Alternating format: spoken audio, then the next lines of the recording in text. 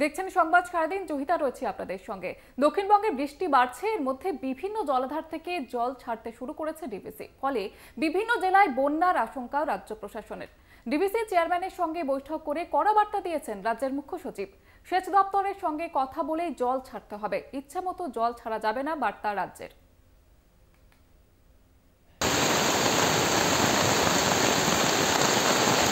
লাগাম ছাড়া বৃষ্টির কারণে হু হু করে বাড়ছে দক্ষিণবঙ্গের নদীগুলির জলস্তর। এরই মধ্যে দামোদর ভ্যালি কর্পোরেশন বা ডিভিসির জল ছাড়া নিয়ে উদ্বিগ্ন নবান্ন। প্রতি বছরের বন্যায় জল ছাড়ার পরিমাণ নিয়ে রাজ্য প্রশাসনের সঙ্গে তুমুল অশান্তি বাঁধে ডিভিসি। এবারেও বৃষ্টি শুরু হতে না হতেই জল ছাড়া শুরু করেছে ডিভিসি। দুর্গাপুরের সেচ দপ্তরে জানিয়েছে, তেনুঘাট থেকে 1 লক্ষ কিউসেক জল ছেড়েছে ডিভিসি। কারণ শুক্রবার দামোদরের আপার ক্যাচমেন্টে গড় বৃষ্টিপাত হয়েছিল 120 থেকে 140 মিলিমিটার। তাই তেনুঘাট থেকে 1 লক্ষ কিউসেক জল ছাড়া হয়েছে। অন্যদিকে মাইথন ও পাঞ্চেত থেকে প্রায় 1 লক্ষ কিউসেক জল ছাড়া হয়েছে। এর জেরে রবিবার সকালে দুর্গাপুর ব্যারেজ থেকে 1 লক্ষ কিউসেকেরও বেশি জল ছাড়া হতে পারে। ঝাড়খণ্ডে বৃষ্টিপাতের পরিমাণ বাড়লে দুর্গাপুর ব্যারেজ থেকেও জল ছাড়ার পরিমাণ আরও বাড়বে বলে মনে করা হচ্ছে। ডিভিসি হতে দামোদর এবং পাঞ্চেত এই দুই মিলিয়ে কম্বাইন্ড ডিসচার্জ 12:30টার সময় 1 লক্ষ কিউসেক জল ছাড়া হয়েছে।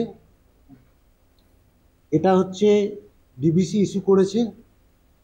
আর at the same time Tenughat থেকেও বেলা 12টার সময়, অর্থাৎ আজকে 3 আগস্ট, ওনারাও 1 লক্ষ কিউসেক জল ছাড়া হয়েছে তেনুঘাট থেকে।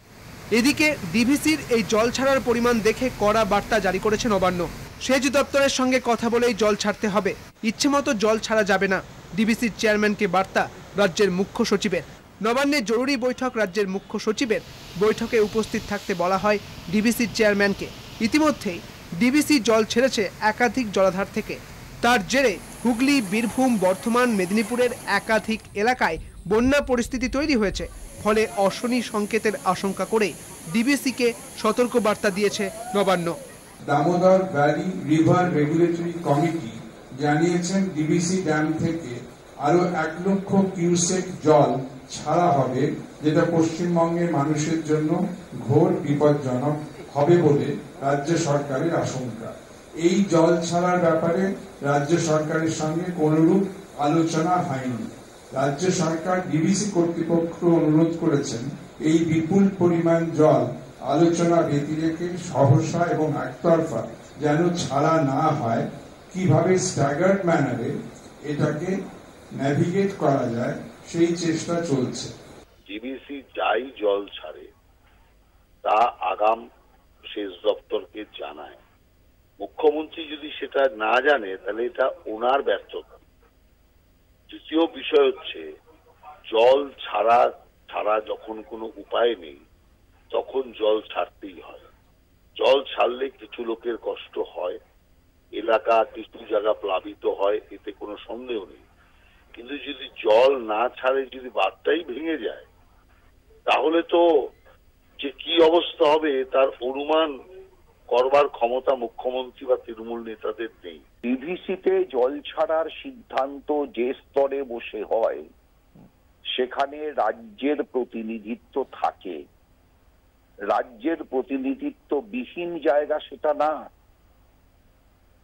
রাজ্যের প্রতিনিধিত্ব, ডিভিসির প্রতিনিধিত্ব, কেন্দ্রীয় সরকারের প্রতিনিধিত্ব, এই সবটা মিলেই একটা স্তর আছে যে স্তর থেকে জল ছাড়ার সিদ্ধান্তটা হয়।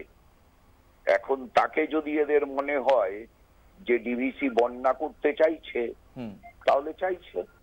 ডিভিসির জল ছাড়া নিয়ে সমাজ মাধ্যমের পোস্টে সমালোচনা করেছেন তৃণমূল নেতা কুণাল ঘোষও।